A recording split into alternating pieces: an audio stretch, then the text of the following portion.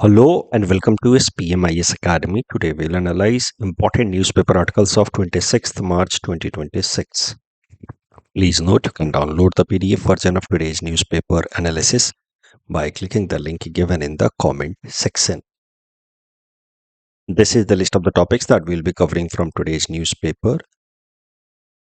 The first topic is about 15 points proposal given by Donald Trump to end Iran war. Important from our syllabus GS paper 2 international relations point of view. देखिए US president Donald Trump ने अब 15 point का एक proposal दिया है Iran को, जिसकी मदद से ये जो ऑनगोइंग कन्फ्लिक्ट है इन वेस्ट एशिया उसको रोका जा सके। तो बेसिकली अब डोनाल्ड ट्रंप खुद ही चाहते हैं कि कैसे भी हो इस कन्फ्लिक्ट को रोका जाए। ये जो 15 पॉइंट का प्रपोजल है, this has been delivered to Iran via Pakistan. इस प्रपोजल में जो मुख्य बातें बताई गई हैं, जो कंडीशंस रखे गए हैं अमेरिका द्वारा, वो ये हैं कि ईरान को अपना nuclear programme for defence purposes, for arm purposes, उसको रिस्ट्रिक्ट करना होगा, ख़त्म करना होगा। साथ ही साथ Iran will have to halt support to proxy militant groups, जो एक्सिस ऑफ रेजिस्टेंस बनाया हुआ है ईरान ने, जिसमें अलग अलग मिलिटेंट ग्रुप्स को वो सपोर्ट देता है in West Asia like Hezbollah, Houthis and Hamas, इनको सपोर्ट करना बंद करना होगा। साथ ही साथ ईरान को स्ट्रेट ऑफ हॉर्मुज ओपन करना होगा फॉर ग्लोबल शिपिंग। 1 महीने का सीज फायर होगा जिस बीच में नेगोशिएशंस होंगे, ऐसा इस प्रपोजल में बोला गया है।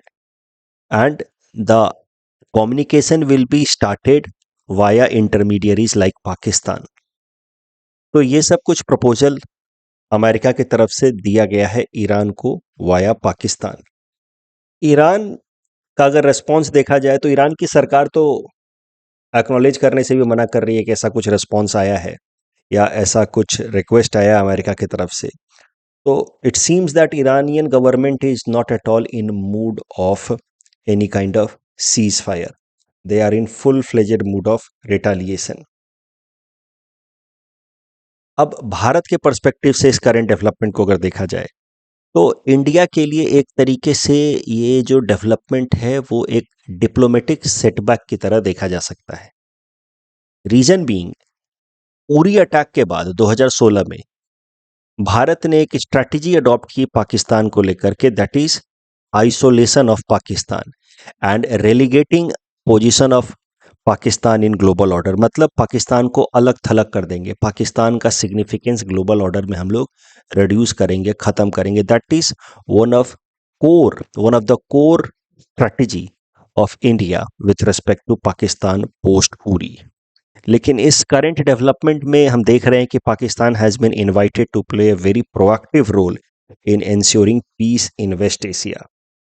इस कारण से भारत की ये जो स्ट्रैटेजी है कहीं ना कहीं, या भारत का जो गोल है, वो इस पर्टिकुलर कॉन्टेक्स्ट में थोड़ा डिफीट होता हुआ दिख रहा है। And that is why this particular development is being seen as a setback for India. Opposition leaders criticise कर रहे हैं भारत सरकार को कि भारत सरकार ने इनफ डिप्लोमेटिक स्पेस दे दिया है बाकी दूसरे देशों को to play proactive role in bringing peace in West Asia.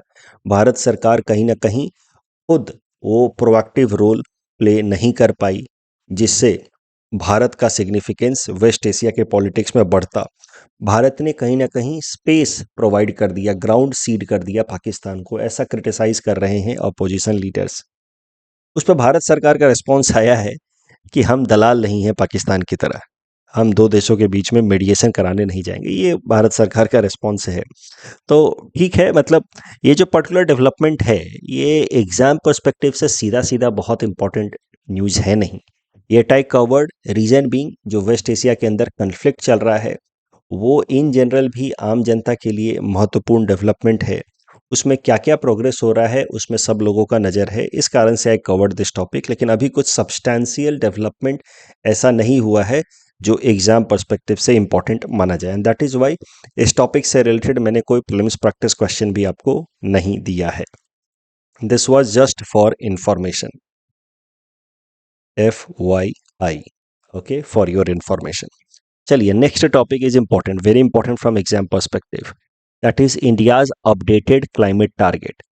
NDC, nationally determined contribution को अपडेट किया है भारत ने। जीएस पेपर 3 एनवायरनमेंट पर्सपेक्टिव से ये टॉपिक इंपॉर्टेंट है। अब ये एनडीसी क्या होता है वो सब कुछ एक बार डिटेल में यहाँ रिवाइज करते हैं and then will come to the current news. You see, हमने बार बार देखा है न्यूज़पेपर एनालिसिस के थ्रू ही कि वर्ल्ड लेवल पे, ग्लोबल लेवल पे जो सबसे पहली और सबसे महत्वपूर्ण कॉन्फ्रेंस बुलाई गई with respect to environment protection वो था 1972 का Stockholm conference, United Nation environment conference, also known as Stockholm conference because it was called at Stockholm. यहीं पे यूनाइटेड नेशन एनवायरनमेंट प्रोग्राम को स्टैब्लिश किया गया। उसके अलावा 1988 में एक इम्पॉर्टेंट इंस्टीट्यूशन बनाया गया, IPCC, inter governmental panel on climate change, जो climate change related data world over compile करता है। सबसे महत्वपूर्ण conference environment conservation and climate change mitigation and adaptation को लेकर के जो बुलाई गई वो थी 1992 में Rio Earth Summit at Brazil. यहाँ पे 3 महत्वपूर्ण एग्रीमेंट्स फाइनलाइज किए गए। क्लाइमेट चेंज से related United Nation framework convention of climate change, biodiversity को प्रोटेक्ट करने के लिए United Nation convention on biodiversity, and desertification को प्रिवेंट करने के लिए United Nation convention on combating desertification. These 3 important agreements या conventions were finalized at Rio Earth Summit in 1992। आज हम लोग फोकस कर रहे हैं यूएनएफसीसीसी के ऊपर, United Nation framework convention on climate change. UNFCCC एक इंटर गवर्नमेंटल ट्रीटी है या कन्वेंशन, यानी कि ग्लोबल एग्रीमेंट है signed by member countries of United Nations eight Rio de Janeiro 1992 earth summit. This agreement came into force in 1994। ये agreement अगर सीधा सीधा बात करें तो UNFCCC, this agreement directly is not legally binding but the protocols, यानी कि सब agreements within the broader agreement of UNFCCC are known as protocols. These protocols are binding. For example, Kyoto Protocol and then Paris Agreement. These are some of the agreements under UNFCCC. These are binding. But UNFCCC, the overall agreement itself is not binding.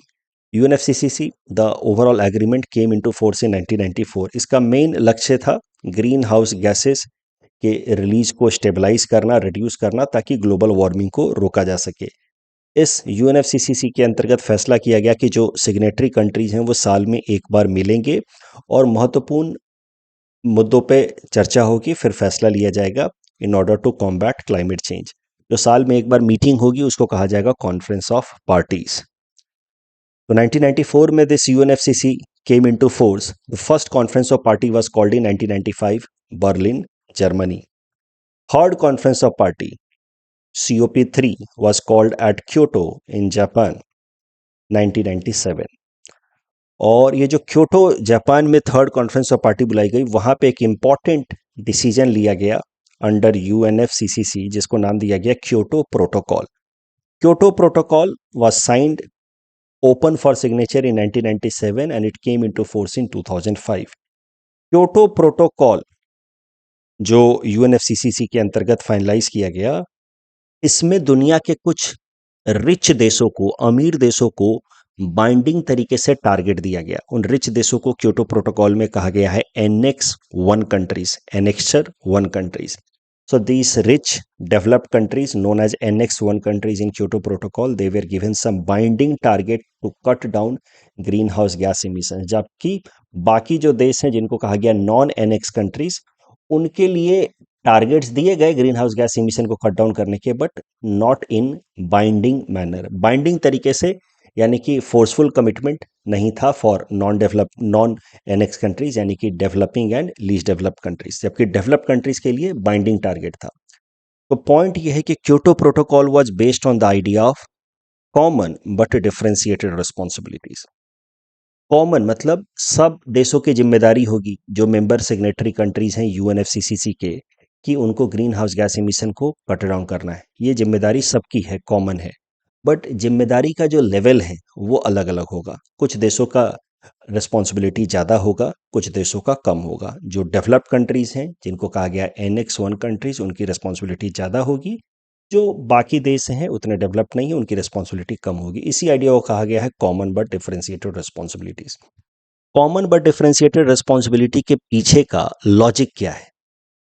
इस logic को समझने के लिए आप ये basic concept समझिए कि कोई भी इकोनॉमी सबसे पहले अपने एग्रीकल्चर सेक्टर पे फोकस करता है, क्योंकि खाने पीने की हमारी ज़रूरतें सबसे फंडामेंटल ज़रूरतें होती हैं।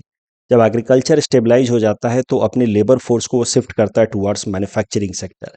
या आप कॉटन क्रॉप्स ग्रो कर रहे हैं तो कॉटन की मिल्स लगाई जाएं, शुगर केन ग्रो कर रहे हैं तो शुगर फैक्ट्रियाँ लगाई जाएं, इस तरीके से। जब मैन्युफैक्चरिंग सेक्टर वो राइज करने लगता है, मैन्युफैक्चरिंग सेक्टर के अंदर वो इकोनॉमी, क्योंकि लेबर फोर्स वहाँ एग्रीकल्चर से शिफ्ट हो रहा है मैन्युफैक्चरिंग में, तो एग्रीकल्चर थोड़ा बहुत डिक्लाइन होता है। और एग्रीकल्चरल नीड्स, वो देश जो अब ज़्यादा ज़्यादा मैन्युफैक्चरिंग कर रहा है, वो अपनी एग्रीकल्चरल नीड्स को इम्पोर्ट के थ्रू मीट करता है। जब मैन्युफैक्चरिंग में भी वो देश स्टेबल होने लगता है, तब धीरे धीरे वो अपने लेबर फोर्स को शिफ्ट करता है टुवार्ड्स सर्विसेज। सर्विसेज जैसे कि इंजीनियरिंग, मेडिकल, आईटी सर्विसेज। तो सर्विसेज में जब वो शिफ्ट करेगा अपने लेबर फोर्स को, तो मैन्युफैक्चरिंग एक्टिविटीज़ थोड़ी थोड़ी डिक्लाइन होने लगेंगी। और फिर अपनी मैन्युफैक्चरिंग ज़रूरतों को भी, बेसिक जो मैन्युफैक्चर आइटम्स हैं, सीमेंट, स्टील, जूते, चप्पल, इन सब चीज़ों को भी वो इम्पोर्ट करना शुरू कर देगा। अच्छा, कोई भी देश एग्रीकल्चर से मैन्युफैक्चरिंग, मैन्युफैक्चरिंग से सर्विसेज की तरफ शिफ्ट इसलिए करता है क्योंकि जितना ज़्यादा आप इधर की तरफ शिफ्ट करेंगे, एग्रीकल्चर से मैन्युफैक्चरिंग, मैन्युफैक्चरिंग से सर्विसेज, उतना ज़्यादा इकोनॉमी का आईकॉर रिड्यूस होता है, incremental capital output ratio. I hope you are able to recall this ICOR concept from our economics class discussion. ICOR reduce होता है, इकोनॉमी की प्रोडक्टिविटी बढ़ती है, इस कारण से ओवरऑल जीडीपी को बूस्ट मिलता है। And that is why every economy wants to transition from agriculture to manufacturing and manufacturing to services. Now what is happening current time में, अगर देखा जाए तो यूएस या वेस्टर्न यूरोपियन कंट्रीज, जो ज़्यादातर डेवलप्ड कंट्रीज हैं, वो सब आजकल ज़्यादा से ज़्यादा सर्विस सेक्टर में इन्वॉल्व है। वो ट्रांजिशन कर चुके हैं मैन्युफैक्चरिंग से सर्विस सेक्टर की तरफ। उनका most of the labour force is engaged in services. Most of the contribution in the economy also comes from services. अब सर्विसेज सेक्टर का बहुत ज़्यादा इम्पैक्ट होता नहीं है ग्रीन हाउस गैस इमिशन में। सर्विस सेक्टर से बहुत ज़्यादा इमिशन होता नहीं है। सबसे ज़्यादा इमिशन ग्रीन हाउस गैस का अगर किसी सेक्टर से होता है तो वो है मैन्युफैक्चरिंग। अब जो डेवलप्ड कंट्रीज हैं वो इस स्टेज पे पहुंच चुके हैं, सर्विसेज में वो ज़्यादा ज़्यादा उनके वर्कफोर्स इन्वॉल्व हैं और उनका जीडीपी भी ज़्यादा सर्विसेज से आ रहा है। लेकिन कभी तो वो मैन्युफैक्चरिंग सेक्टर में उन्होंने राइज किया होगा। जैसे अमेरिका की बात करें, वेस्टर्न यूरोपियन कंट्रीज की बात करें, तो उनका manufacturing sector was peaking from 1940s to 1970s 80s। तो कभी तो उन्होंने मैन्युफैक्चरिंग सेक्टर में पीक किया होगा। उस वक्त उन्होंने ग्रीन हाउस गैस इमिशन ज़्यादा किया था। अब चूंकि उनका सर्विसेज राइज कर रहा है तो उन्होंने ग्रीन हाउस इमिशन रिलीज करना कम कर दिया है, लेकिन कभी तो उन्होंने पहले किया था। That means these developed countries, they may not be emitting greenhouse gases to that extent in current times, but overall जितना ग्रीन हाउस गैस इमिशन हुआ है उसमें इन डेवलप्ड कंट्रीज का कॉन्ट्रीब्यूशन ज़्यादा है। And that is why in developed countries को अब ज़्यादा फोकस करना चाहिए ग्रीन हाउस गैस इमिशन को कट डाउन करने पर। यही कारण है कि कॉमन बट डिफरेंशिएटेड रिस्पॉन्सिबिलिटी का प्रिंसिपल लाया गया क्योटो प्रोटोकॉल में, जहां डेवलप्ड कंट्रीज को बाइंडिंग तरीके से टारगेट दिए गए। Reason being, historically these developed countries are responsible for emission of greenhouse gases because they have transition from manufacturing to services. So historically they are responsible for emission of greenhouse gases, plus they are also capable of cutting down emission of greenhouse gases. अभी जो developing countries हैं या poor countries हैं, वो agriculture या manufacturing sector में अभी वो ग्रीन हाउस गैस इमिशंस को कट डाउन करने के ना स्कोप में है, पोजीशन में है, क्योंकि उनके पास उतना वेल्थ नहीं है, नई टेक्नोलॉजी नहीं है, ना ही वो हिस्टोरिकली रिस्पॉन्सिबल है for greenhouse gas emission. So that is the reason behind the principle common but differentiated responsibility. और ये जो कॉमन बट डिफरेंशिएटेड रिस्पॉन्सिबिलिटी का आइडिया है, जिसके अराउंड क्योटो प्रोटोकॉल लाया गया और क्योटो प्रोटोकॉल को इंप्लीमेंट किया गया फ्रॉम 2005 टू 2020, लेकिन क्योटो प्रोटोकॉल का इम्प्लीमेंटेशन जो है वो फेल हुआ। उसमें बहुत सारे डेवलप्ड कंट्रीज ने ठीक से पार्टिसिपेट नहीं किया, सपोर्ट नहीं किया। रीजन बीइंग, डेवलप्ड कंट्रीज ने बार बार क्रिटिसाइज करना शुरू किया the concept of common but differentiated responsibility. उन्होंने कहना शुरू किया कि ये क्या बात हुई, हमारे ऊपर बाइंडिंग टारगेट्स और बाकी लोगों के ऊपर नॉन बाइंडिंग टारगेट्स। तो वैसे तो ये आइडिया जस्टिफाइबल है, common but differentiated responsibility, yet many developed countries like US, Canada criticised Kyoto protocol, especially the concept of common but differentiated responsibility. These countries also pulled out of Kyoto Protocol, and that is the reason why Kyoto Protocol, though very serious effort by world countries to cut down greenhouse gas emission failed to achieve its target. 2020 में Kyoto protocol was officially over, but Kyoto protocol से कुछ खास फायदा हुआ भी नहीं green house gas emission को cut down करने में। अब क्योटो प्रोटोकॉल 2020 में लैप्स होने वाला था। उसके पहले ही 2015 में ही वर्ल्ड कंट्रीज ने फैसला कर लिया था कि 2020 के बाद से हम लोग वापस से क्योटो प्रोटोकॉल को एक्सटेंड नहीं करेंगे, क्योंकि क्योटो प्रोटोकॉल से वैसे भी कुछ खास फायदा हो नहीं रहा है, बहुत सारे डेवलप कंट्रीज उसका मेंबर है नहीं। तो that is the reason why 2015 में ही United Nation framework convention of climate change के कॉन्फ्रेंस ऑफ पार्टी नंबर 21 में ये फैसला किया गया कि Kyoto protocol will not be extended beyond 2020, and 2020 में जब क्योटो प्रोटोकॉल खत्म हो जाएगा तो हम लोग एक नया मैकेनिज्म लेकर के आएंगे, the concept of NDC, nationally determined contribution, या overall INDC, intended nationally determined contribution, जो फाइनलाइज किया गया conference of party number 21 at Paris in 2015, जिसमें फैसला हुआ कि 2020 के बाद से जब क्योटो प्रोटोकॉल खत्म हो जाएगा तो as per Paris climate deal दुनिया भर के जितने भी मेंबर कंट्रीज हैं जो UNFCCC के सिग्नेटरी हैं वो खुद अपना कंट्रीब्यूशन कमिट करेंगे कि वो कितना ज़्यादा कंट्रीब्यूट कर सकते हैं ग्रीन हाउस गैस इमिशंस के कट डाउन के लिए। Every country will be allowed to make their own targets, first of all give your own targets and then try to achieve it. So that is the essential difference between Kyoto Protocol and Paris Agreement. Kyoto Protocol में binding targets दिए गए थे develop countries को, यहाँ पे Paris agreement में बात की गई कि सारे देश पहले अपना खुद टारगेट सेट करेंगे ग्रीन हाउस गैस इमिशन से कट डाउन करने को और फिर उसको अचीव करने की कोशिश करेंगे। ओवरऑल पेरिस एग्रीमेंट में टारगेट रखा गया कि जितना भी टेम्परेचर राइज होगा ओवरऑल वर्ल्ड का, जो अर्थ सरफेस है हमारा, उसका टेम्परेचर राइज हो रहा है धीरे धीरे बिकॉज ऑफ ग्लोबल वार्मिंग। तो जो भी हमारा टेम्परेचर था अर्थ सरफेस का by the year 1870 pre industrial era, उससे लगभग हम लोग 1.5 डिग्री सेल्सियस तक ही टेम्परेचर को राइज करने देंगे by the year 2100। So that is the target of Paris agreement. मतलब पेरिस एग्रीमेंट में सारे देशों को अलाउ किया गया कि आप अपना अपना कमिटमेंट खुद तय करें, लेकिन ओवरऑल एक कलेक्टिव गोल तय किया गया कि प्री इंडस्ट्रियल एरा के मुकाबले बाय द ईयर 2100 हम लोग अर्थ का टेम्परेचर 1.5 डिग्री सेल्सियस तक ही बढ़ने देंगे डिजायरेबली। 1.5 डिग्री सेल्सियस डिजायरेबल है, but maximum 2 degree Celsius, in worst case scenario भी 2 डिग्री सेल्सियस से ज़्यादा बढ़ने नहीं देंगे। That was the general target kept. तो as I told you, objective of Paris agreement to keep the global rise in temperature of the earth's surface below 1.5 degree Celsius preferably, या maximum 2 degree Celsius with respect to pre-industrial time। दुनिया के सारे देशों ने अब Paris agreement के हिसाब से अपना अपना INDC अनाउंस किया, intended nationally determined contribution announce किया। भारत ने भी अपना intended nationally determined contribution announce किया 2021 में, जब ग्लासगो समिट हुई UNFCCC के अंतर्गत 2021 दिसंबर में। तो वहाँ पे भारत ने अपनी INDC अनाउंस की। INDC 5 principle strategy announced by India under UNFCCC Paris agreement. जो 5 प्रिंसिपल स्ट्रैटेजी जो भारत ने अपनी INDC के तौर पे अनाउंस किया 2021 में, उसको कहा गया भारत की पंचामृत स्ट्रैटेजी। पंचामृत स्ट्रैटेजी जो भारत की 2021 में अडॉप्ट की गई थी, उसमें पहला था reach non fossil energy capacity by 500 gigawatt by 2030, 50% of energy requirement by via renewable energy by 2030। ये ऑलरेडी अचीव हो चुका है। दूसरा Panchamrit, reduce 1 billion carbon emission by 2030। जितना भी हम इमिशन कर रहे हैं उससे 1 बिलियन कम कार्बन इमिशन करेंगे 2030 तक। रिड्यूस कार्बन इंटेंसिटी या emission intensity below 45% by 2030 with respect to 2005। यहाँ लिखा नहीं है विथ रिस्पेक्ट टू 2005, लेकिन वो आपको मान के चलना है, वो अगले पेज पे मैं नोट्स के तौर पे दे दूंगा। कार्बन इंटेंसिटी या इमिशन इंटेंसिटी का मतलब क्या होता है समझिए। Emission intensity is overall green house gas emission per unit GDP। तो जितना भी ग्रीन हाउस गैस इमिशन हो रहा है उसको GDP से डिवाइड कर दिया जाए तो वो होता है उस देश का कार्बन इंटेंसिटी या इमिशन इंटेंसिटी। तो जो हमारा INDC नंबर 4 है, पंचामृत स्ट्रेटजी नंबर 4 है, वो ये कहता है कि जो हमारा कार्बन इंटेंसिटी था साल 2005 में, उसके मुकाबले साल 2030 तक हमारी कार्बन इंटेंसिटी 45% कम हो जाएगी। Fifth Panchamrit was to achieve net zero by 2070।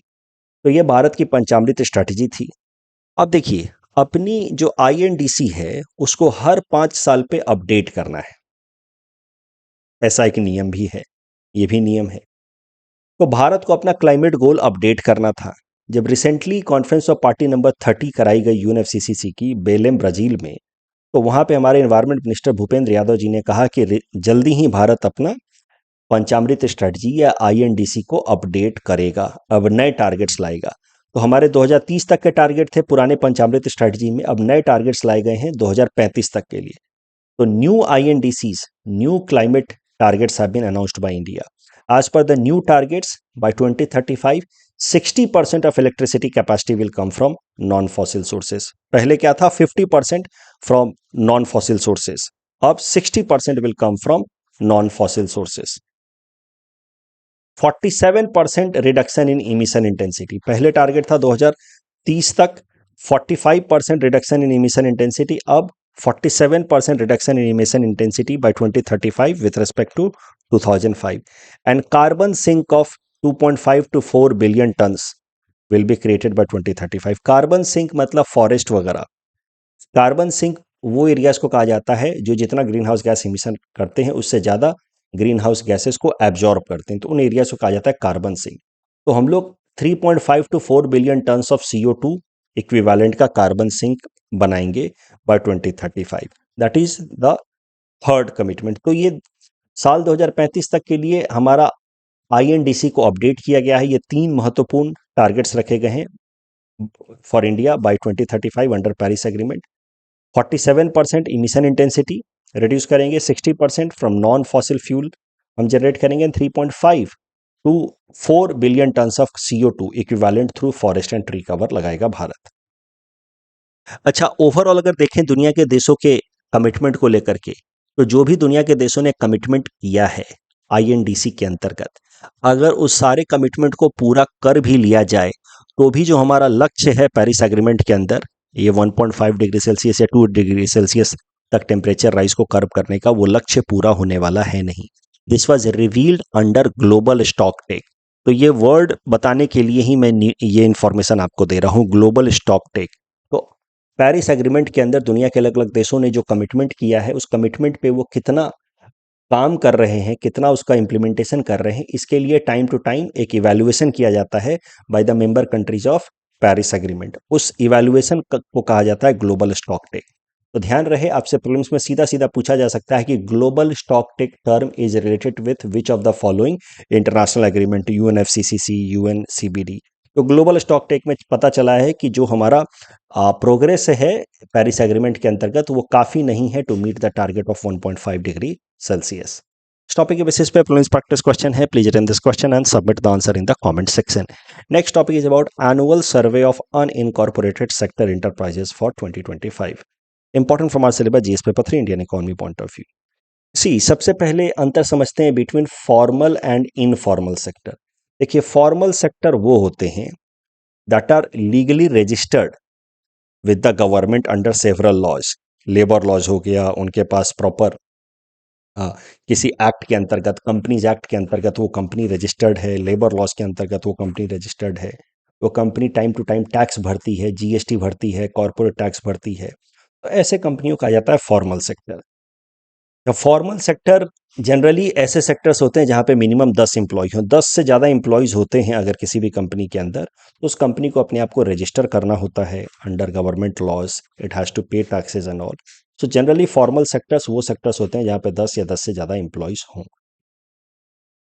Formal sector के अंदर काम कर रहे एम्प्लॉयज़ को तमाम तरीके की सोशल सिक्योरिटी बेनिफिट्स भी मिलती है इन जनरल, जैसे provident fund, pension fund, ETC। ये हो गया फॉर्मल सेक्टर। इनफॉर्मल सेक्टर, ठेले वाले, रेडी वाले, पटरी वाले, ये सब not registered under any provision of the government, they do not पे एनी काइंड ऑफ टैक्सेस। सब्जियां बेची, पैसा कमाया, घर गए, बात खत्म। ठीक है, तो इनको कहा जाता है इनफॉर्मल सेक्टर। तो फॉर्मल और इनफॉर्मल का तो अंतर आप समझ गए। ठीक है, कंपनी रजिस्टर्ड है, इकोनॉमिक एक्टिविटी जो आप कर रहे हैं वो रजिस्टर्ड है, और उसका डाटा आप सरकार को दे रहे हैं time to time, plus tax भर रहे हैं, तो आप फॉर्मल सेक्टर में काम करते हैं, आपकी कंपनी फॉर्मल सेक्टर है। अगर ऐसा कुछ भी नहीं है तो इनफॉर्मल है। अब एक और टर्म आता है unorganised sector. Unorganised sector and informal sector synonymously use होते हैं, बट वो एग्जैक्टली सेम है नहीं। देखिए, इनफॉर्मल सेक्टर तो आप समझ गए, चाय वाला मान लीजिए एग्जांपल हो गया इनफॉर्मल सेक्टर का। But unorganised sector is a broader term. Unorganised sector का एक सबसेट है इनफॉर्मल सेक्टर।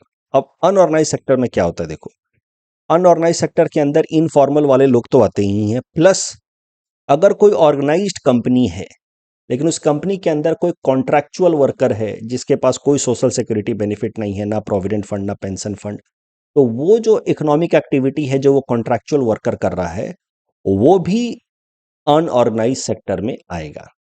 मतलब समझो, जैसे मान लीजिए कि आपकी कोई बड़ी सी कंपनी है, उस कंपनी के अंदर कई सारे लोग काम करते हैं जो रेगुलर एम्प्लॉयज हैं आपके, जिनको सैलरी के अलावा प्रोविडेंट फंड पेंशन फंड ये सब बेनिफिट मिलता है, तो वो सारे एम्प्लॉयज कहे जाएंगे कि they are part of formal sector.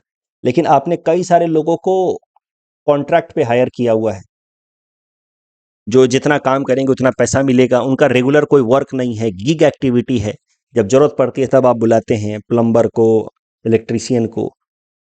अब वो सारे लोग जो काम कर रहे हैं एक बड़ी कंपनी में और कंपनी रजिस्टर्ड है, लेकिन वो सारे लोग जो रेगुलर एम्प्लॉयज नहीं है, जिनके पास सोशल सिक्योरिटी बेनिफिट नहीं है, वो सारे लोग कहे जाएंगे part of unorganised sector, and the activities performed by them will be considered as activity of unorganised sector. तो ध्यान रहे, unorganised sector is a bigger word.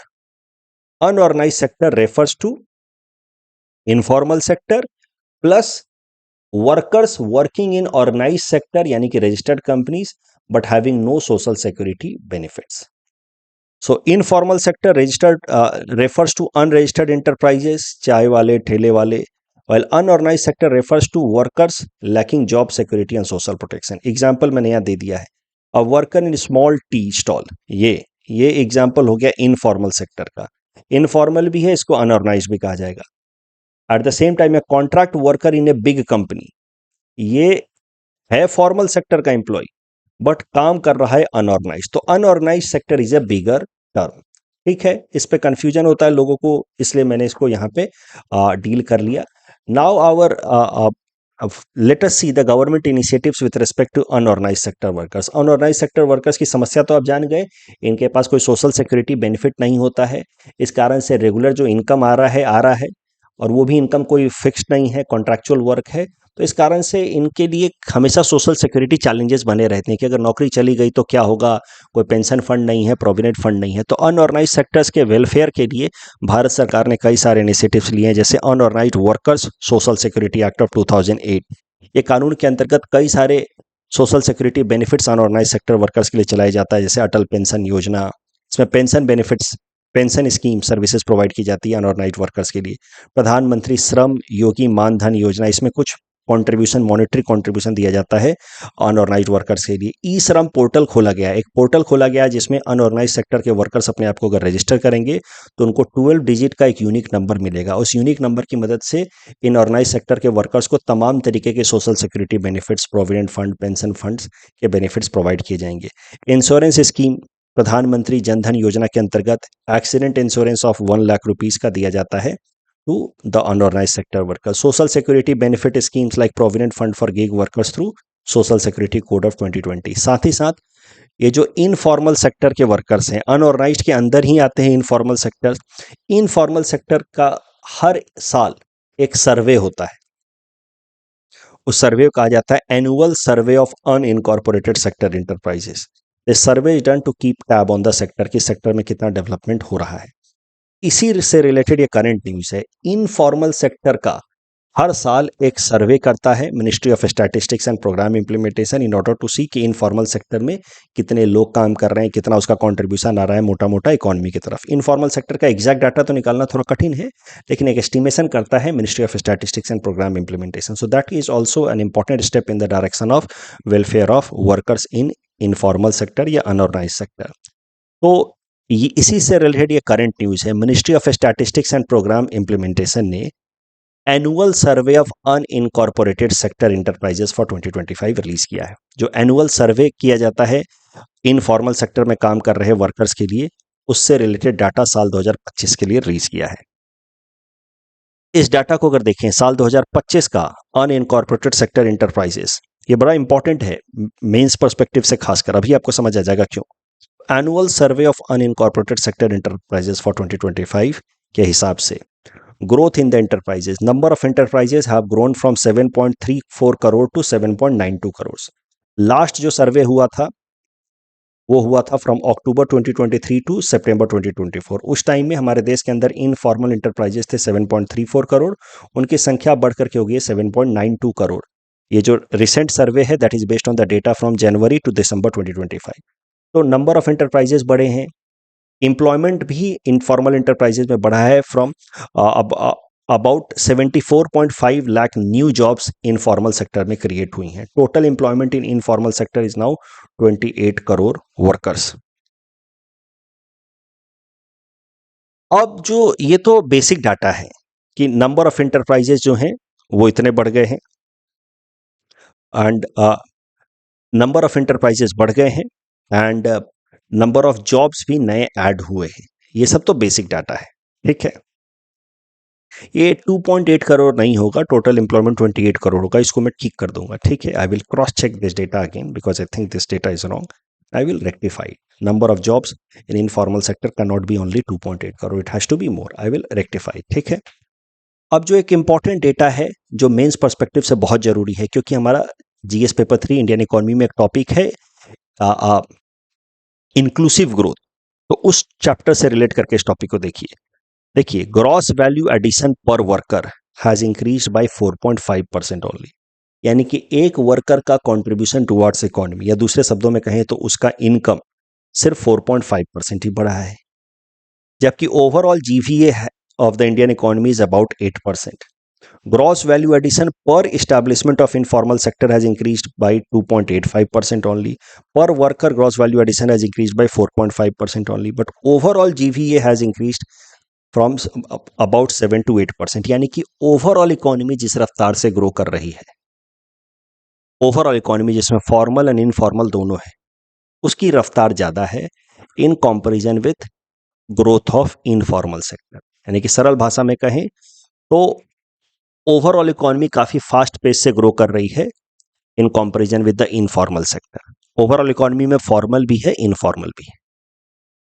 अब अगर ओवरऑल इकोनॉमी 8% से ग्रो कर रहा है, जबकि फॉर्मल ग्रो कर रहा है लगभग 3% से, I am so sorry, overall economy 8% से ग्रो कर रहा है, इनफॉर्मल ग्रो कर रहा है 3% से, इसका मतलब इनफॉर्मल 3% से ग्रो कर रहा है तो फॉर्मल जरूर 11-12% के हिसाब से ग्रो कर रहा होगा। यानी कि फॉर्मल सेक्टर में काम कर रहे लोग ज़्यादा कमा रहे हैं और उनका कमाई का जो बढ़ने का रेट है वो भी काफ़ी ज़्यादा है in comparison with people working in informal sector. That shows that inequality in our country is widening and that is another way to indicate that there is lack of inclusive growth in our economy. Growth तो है अच्छा खासा 7 से 8% का, लेकिन उसमें inclusiveness नहीं है, क्योंकि इनफॉर्मल सेक्टर उस हिसाब से कॉन्ट्रीब्यूट नहीं कर पा रहा है ग्रोथ में जितना फॉर्मल सेक्टर कर रहा है। So that is a divergence in formal and informal sector. इस टॉपिक डिस्कशन के बेसिस पे प्लीज प्रैक्टिस क्वेश्चन है, please attempt this question and submit the answer in the comment section. Next topic is about Udan 2.0, important from our syllabus GS paper 3 Indian economy point of view. देखिए Udan scheme, इसका पूरा नाम है उड़े देश का आम नागरिक स्कीम। इस स्कीम को साल 2016 में लाया गया था विद द गोल कि एयर ट्रैवल को अफोर्डेबल बनाया जाए फॉर कॉमन सिटीजन। हवाई चप्पल पहन के हवाई जहाज में बैठ पाए आम आदमी, ये आइडिया था। तो इसके अंतर्गत जो टीयर 2 एंड टीयर 3 सिटीज़ हैं, पूरे देश का आम नागरिक स्कीम, उसके अंदर टीयर 2 टीयर 3 सिटीज़ में एयर कनेक्टिविटी को प्रोवाइड करना एक इम्पॉर्टेंट लक्ष्य रखा गया। जो अंडर सर्व्ड एरियाज थे जहाँ पे फ्लाइट्स अवेलेबल नहीं थी, डिब्रूगढ़ वगैरह, ये लीलाबारी, रूपसी एयरपोर्ट, इन सबको कनेक्ट किया गया अंडर उड़ान स्कीम। साथ ही साथ उड़ान स्कीम में सब्सिडाइज्ड एयर फेयर की व्यवस्था की गई। मतलब जो भी फ्लाइट 1 घंटे से कम की होगी उसका एयर फेयर जो है वो 2,500 रुपये कैप कर दिया गया। एटलीस्ट 50% सीट जो होंगी वो 2,500 रुपये तक की होंगी अगर 1 घंटे से कम की फ्लाइट है तो।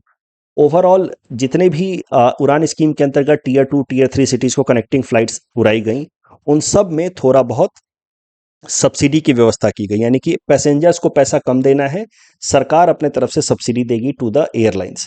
सब्सिडी के लिए जो पैसा आ रहा था that was coming from additional levy, यानी कि additional charges on non Udan routes. तो नॉन उड़ान रूट्स को पे ट्रैवल करने वाले पैसेंजर से थोड़ा एडिशनल लेवाई या चार्जेस लिया गया, जिसको नाम दिया गया रीजनल कनेक्टिविटी स्कीम लेवाई, और उससे फिर उड़ान स्कीम के अंतर्गत सब्सिडी प्रोवाइड किया गया ताकि टीयर 2 टीयर 3 टाउन्स के बीच में कनेक्टिविटी बढ़े, that too at subsidised rate. साथ ही साथ वायबिलिटी गैप फंडिंग भी प्रोवाइड की सरकार ने। देखिए, वायबिलिटी गैप फंडिंग होता क्या है? अगर कोई इकोनॉमिक प्रोजेक्ट प्रॉफिटेबल ना हो रहा हो, इकोनॉमिक वायबिलिटी ना हो रही हो उसकी, और सरकार चाहती है कि वो प्रोजेक्ट को कोई प्राइवेट कंपनी बनाए। जैसे कि सरकार चाहती है कि एक रोड बने, कोई प्राइवेट कंपनी बनाए, एल उसको बनाए। अब रोड बना करके उस पर टोल टैक्स कलेक्ट करने पे भी एल को लग रहा है कि हमें लॉस हो जाएगा, इकोनॉमिकली वायबल नहीं है। रोड बनाने में खर्च होगा 1 करोड़ रुपए और उतना कमाई हो नहीं पाएगा। अगर कंपनी को लगता है कि 70 लाख में अगर रोड बन जाता तो फिर हमारे लिए इकोनॉमिक वायबल था। तो यानी कि एक वायबिलिटी गैप है 30 लाख की। 70 लाख में बनता तो इकोनॉमिक वायबल था, लेकिन रियल खर्च हो रहा है 1 करोड़। इस कारण से कंपनी को लग रहा है कि इकोनॉमिकली वायबल नहीं है ये प्रोजेक्ट। तो जितना जो गैप होता है वो 30 लाख रुपए का कई बार सरकार अपने तरफ से दे देती है। इसी को कहा जाता है वायबिलिटी गैप फंडिंग। पुरानी स्कीम में सरकार ने वायबिलिटी गैप फंडिंग भी की है कई सारे जगहों पे, ताकि टीयर 2 टीयर 3 सिटीज के अंदर कनेक्टिविटी बढ़ पाए। तो सरकार दो तरीके से एयरलाइंस को सपोर्ट करती रही है। पहला, सब्सिडी देती रही है, उसके अलावा इंसेंटिव देती रही है, जैसे कि एयरपोर्ट के अंदर चार्जेस फॉर द एयरलाइंस, जो छोटे छोटे एयरलाइंस है उड़ान स्कीम के अंतर्गत, वो एयरपोर्ट के चार्जेस वगैरह उसको एग्जेम्प्ट कर दिया। साथ ही साथ कई सारे जगहों पे वायबिलिटी गैप फंडिंग भी दी है ताकि टीयर 2 टीयर 3 सिटीज में कनेक्टिविटी बढ़े। अब रिसेंटली सरकार ने उड़ान स्कीम को मॉडिफाई किया है। तो उड़ान स्कीम 2.0 या मॉडिफाइड उड़ान स्कीम लाया गया है, which will be applicable from financial year 2026-27 to 2035-36। इसमें टोटल 28,840 करोड़ रुपए खर्च किए जाएंगे, इसमें से 10,043 crore 10,043 crore will be used for subsidy purpose, subsidised air fare, and remaining amount will be used for viability gap funding. उड़ान स्कीम को मॉडिफाई क्यों किया जा रहा है? वो इसलिए क्योंकि जो सब्सिडी वाली बात मैंने आपको बताई कि भारत सरकार सब्सिडाइज करेगी टू द एयरलाइंस ताकि वो सस्ते दामों पे सर्विसेज प्रोवाइड कर पाए in tier 2 and tier 3 cities. That subsidy was only for 3 years when it was launched in 2016। तो सिर्फ 3 साल के लिए सब्सिडी की व्यवस्था थी, उसके बाद से सब्सिडी हटा दिया गया। अब सीएजी ने एक रिपोर्ट में बताया कि जब सब्सिडी हटा दिया गया तो बहुत सारे जो छोटे छोटे एयरलाइंस उड़ान स्कीम के अंतर्गत एयरलाइन सर्विसेज प्रोवाइड कर रहे थे, उनके लिए ये सर्विस अनवायबल हो गया, and that is the reason why most of them stopped flying. तो जब उड़ान स्कीम चल रहा था, जब सब्सिडी प्रोवाइड की जा रही थी, तो 663 रूट्स में एयरलाइन सर्विसेज थे। After subsidy was removed only 327 routes were operational, because most of them after subsidy was removed became unviable. तो इस कारण से कई सारे टीयर 2 टीयर 3 कनेक्टिविटी बंद हो गई आफ्टर सब्सिडी अंडर उड़ान स्कीम वाज स्टॉप्ड। तो यही कारण है कि उड़ान स्कीम का जो फायदा स्टार्टिंग में मिला वो बाद में नहीं मिल रहा था। तो इसी कारण से ये मॉडिफाइड स्कीम लाया जा रहा है, जिसमें सब्सिडी दिया जाएगा टिल 2035-36, ताकि सब्सिडाइज रेट पे एयर फेयर्स अवेलेबल हों। और पहले जो उड़ान स्कीम था और जो करंट मॉडिफाइड उड़ान स्कीम है, उसमें मुख्य अंतर ये है कि पहले सब्सिडी के लिए नॉन उड़ान रूट से ही चार्जेस लिए जाते थे, यानी कि जो लोग नॉन उड़ान रूट्स पे ट्रैवल कर रहे हैं उन्हीं से थोड़ा एक्स्ट्रा चार्ज लेकर के उड़ान रूट्स को सब्सिडाइज किया जाता था। लेकिन ये नया मॉडिफाइड उड़ान स्कीम में सरकार अपने तरफ से पैसे खर्च करेगी। So on the earlier scheme the subsidies वे are not funded by the government exchequer but through regional connectivity levy built on the airfares of non-Udan routes, but under Udan 2.0 the subsidy will be funded through government exchequer। इस topic के basis पे prelims practice question है। ऐसा mains में सवाल पूछा गया था उड़ान स्कीम के ऊपर 2024 में 15 मार्कर का। If needed you can attempt the question on your own, you can also read the hints to attempt the question. कल जो हमने प्रैक्टिस क्वेश्चन दिया था उसमें स्टेटमेंट 3 गलत है। सी चीफ इलेक्शन कमिश्नर का जो अभी रिसेंट अपॉइंटमेंट होता है इस कानून के अंतर्गत, उसमें सिलेक्शन कमेटी में चीफ जस्टिस ऑफ इंडिया नहीं है। तो statement 3 is wrong, other 3 statements are correct. यहाँ पे शेड्यूल कास्ट में as per the order of 1950 person of any religion can be allowed to be schedule caste, this is wrong. Person from Hindu, Sikh and Buddhism are allowed to be schedule caste. प्रारंभ तो simple है, 2000 income tax act को लेकर के awareness create किया जा रहा है, बट ये जो एक्ट है it will be effective from 1 April 2026 not 2027। That is why second statement is wrong. Assam सैट स्कीम से रिलेटेड दोनों स्टेटमेंट सही हैं। That's all from our side for today. Thanks for watching.